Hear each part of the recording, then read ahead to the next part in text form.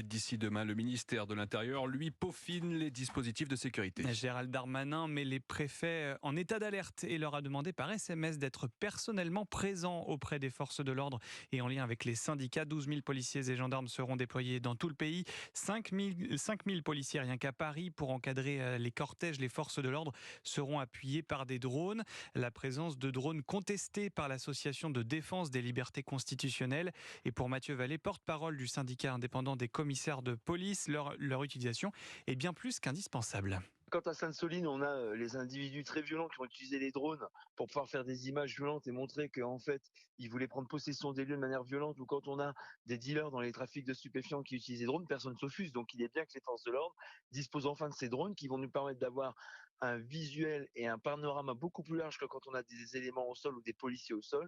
Et donc ça va être très utile de les utiliser. On l'a déjà fait samedi au Stade de France pour la Coupe de France entre Toulouse et Nantes. Là, on aura l'occasion de le faire pour les manifestations. Ça va être un outil indispensable et très précieux pour pouvoir piloter les forces sur le terrain et détecter les éléments à risque beaucoup plus tôt. Des propos recueillis par Thibaut Hu pour Europe 1.